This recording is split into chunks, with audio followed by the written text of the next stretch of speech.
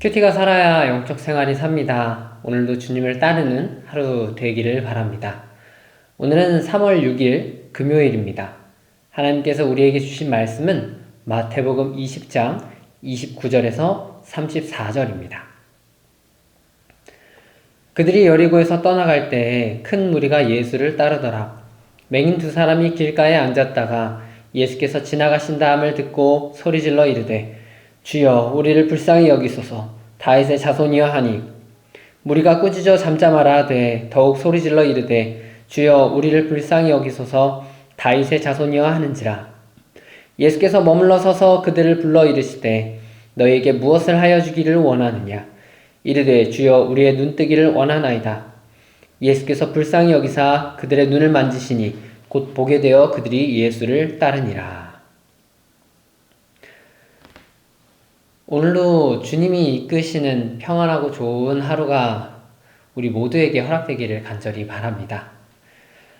우리는 신앙생활을 하면서 자신의 마음을 점검할 줄 알아야 합니다. 우리의 마음이 하나님께 붙어 있는지 아니면 세상 쪽으로 향해 있는지를 말입니다.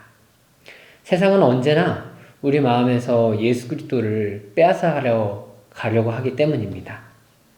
그렇기 때문에 오늘도 말씀을 통해서 하루를 시작하시는 성도님들이 스스로에게 질문하면서 시작했으면 좋겠습니다.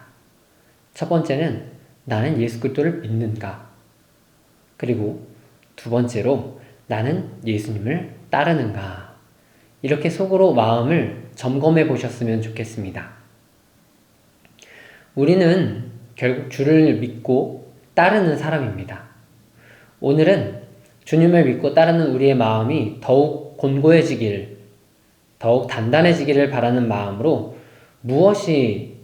도대체 무엇이 우리로 하여금 예수를 따르게 만들었는지를 생각해 보려 합니다. 오늘의 성경 말씀에는 맹인 두 사람이 나옵니다. 이들은 길가에 앉았다가 예수님께서 지나가신다는 이야기를 듣고 아주 힘껏 소리쳐 불렀습니다. 우리를 불쌍히 여기소서 다윗의 자손이여 하고 말이죠. 이 과정의 끝에서 주님은 이들을 고치셨다라는 것이 오늘의 말씀인데요. 저는 오늘 이 장면에서 신앙적인 큰 깨달음을 얻은 것을 함께 나누고자 합니다. 본문에서 예수님께서는 갈릴리에서 예루살렘으로 가시던 중이었던 것으로 보입니다. 그때 여리고성을 들리셨는데, 왜냐면 예수님께서 여리고를 떠나실 때에 무리가 따랐다라는 것을 보기 때문이죠. 예수님께서 갈릴리에서 예루살렘으로 가실 때 여리고성에 들려서 잠깐 사역을 하신 것으로 보입니다.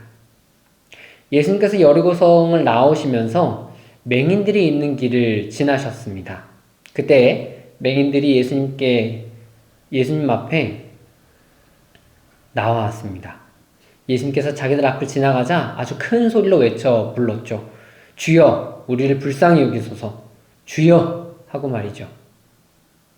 이들이 이렇게 예수님을 크게 부르자 예수님을 따르던 무리 가운데 이 맹인들을 조용히 시키고자 했습니다. 하지만 맹인들은 이러한 방해에도 더욱 크게 주님을 불렀습니다. 그러자 주님이 가시던 길을 멈추시고 드디어 이 맹인들에게 응답하셨습니다. 너희에게 무엇을 하여 주기를 원하느냐? 그렇게 물으시자 맹인들은 한 목소리로 대답합니다. 주여, 우리의 눈뜨기를 원합니다. 하고 말이죠. 이 말을 들은 주님께서는 그들을 불쌍히 여기셔서 그들의 눈을 만져주시고 고쳐주셨습니다. 저는 오늘 본문에서 기복신앙이 보였습니다.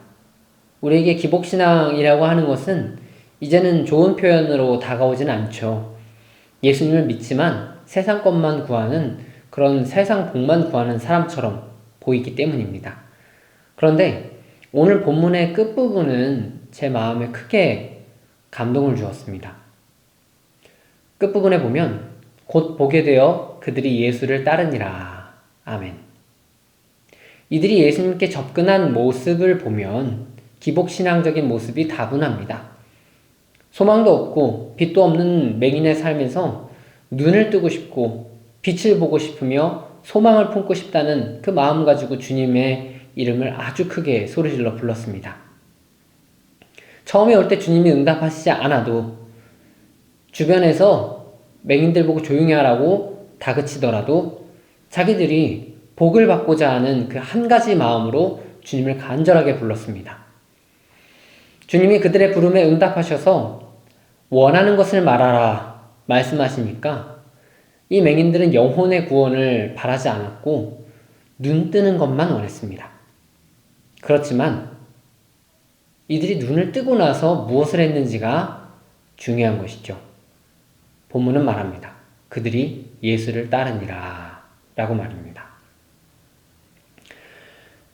우리도 지금 이어갔습니다. 예수님을 찾아온 목적, 우리가 소리질러 가면서 응답하지 않으시는 주님의 이름을 부르는 그 목적, 우리가 기도하는 목적, 우리가 세상 문제 없이 간절함으로 기도하는 것은 사실 덜합니다.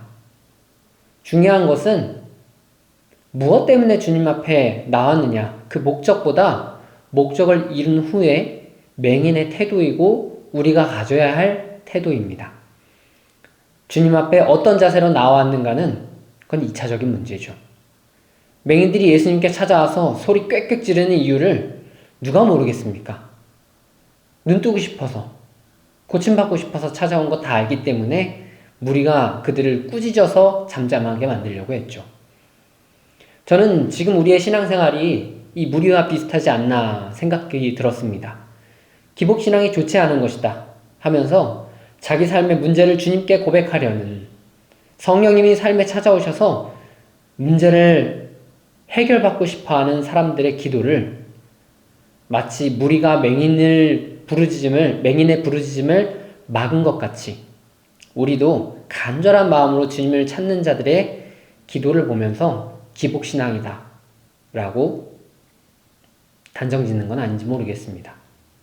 저는 이러한 부분을 회개합니다. 그리고 부디 문제를 해결하고자 주님을 찾는 자들을 따뜻한 마음과 눈으로 바라보고 싶습니다. 그리고 그들의 기도를 지지해주고 싶습니다. 물론 우리의 삶의 목적은 구원이고 주님을 따르는 것이 목적입니다. 그러나 우리도 분명히 기억해야 됩니다. 우리가 예수님을 믿고 따르는 사람이라면 무엇이 우리를 그렇게 만들었나요? 저는 성령님이 제게 찾아오셨을 때 주님을 믿고 따르게 되었습니다. 우리 대부분이 사실 그럴 것입니다. 우리의 삶에 성령님이 찾아오셔서 삶의 문제든 아니면 영적인 문제이든 우리를 죄와 사망에서 구원하신 역사이든 성령님이 우리를 어떠한 방법으로도 만지셨고 찾아와 주셨고 역사하셨기 때문에 우리는 주님을 따르는 것 아니겠습니까? 오늘 본문에서 주님께서는 맹인의 삶에 찾아오셔서 그들의 눈을 고치셨습니다. 이것이 따지면 성령의 역사를 통해 그들의 기도가 이루어진 것입니다.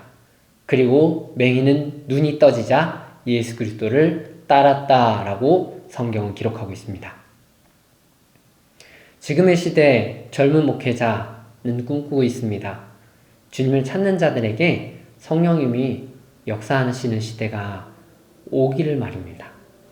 주님께 기도하는 자들에게 주님께서 응답하시고 그들의 삶에 따뜻하게 다가오셔서 그 체험을 통해서 결국 주님을 따르는 사람들이 넘쳐나기를 바랍니다. 저는 그 시대를 꿈꾸면서 오늘 하루도 주님을 따르고 주님의 은혜를 사모하며 그렇게 살아갈 것입니다. 우리 함께하는 모든 여명의 성도 여러분, 우리가 주님을 찾는 자들을 외면하지 않고 그들이 성령의 은혜를 통해서 만짐을 받았을 때 그 다음 예수님을 떠나지 않고 예수님을 따를 수 있는 자로 우리가 함께 양육하면서 아주 멋있는 그리스도인들이 점점 더 많아질 수 있도록 함께 노력하는 자 되기를 주님의 이름으로 축복합니다. 기도하겠습니다. 주님, 우리의 삶에 찾아오셔서 우리를 만지셨기 때문에 우리는 주님을 따릅니다. 지금도 많은 사람들이 예수님 앞에 나와 문제를 고백하고 해결받기를 소망합니다. 우리가 때로는 기복신앙이다 라는 프레임으로 그 사람들을 바라보기도 하지만 결국에는 성령님께서 만지셔서 삶을 주관하시는 사람들이 그 중에서 주님을 따르는 것이었음을 오늘 말씀을 통해 또 보게 됩니다. 우리의 삶에도 주님께서 오셔서 만져주심에 감사드립니다. 우리의 삶에도 주님을 따를 수 있는 계기를 만들어 주셔서 감사합니다. 앞으로도 많은 성령의 역사를 통하여 수많은 사람들이 주님 앞에 나올 것인데 우리 먼저 믿는 사람들이 그 사람들에게 본이 되고 그 사람들의 신앙생활이 어떻게 해야 되는지 주님을 따라야 된다는 것을 명확히 공유하면서 함께 신앙생활할 수 있도록 우리에게 더욱더 큰 지혜를 허락하여 주시옵소서.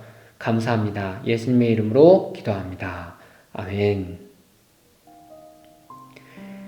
이제 말씀과 기도 제목을 가지고 함께 기도하겠습니다.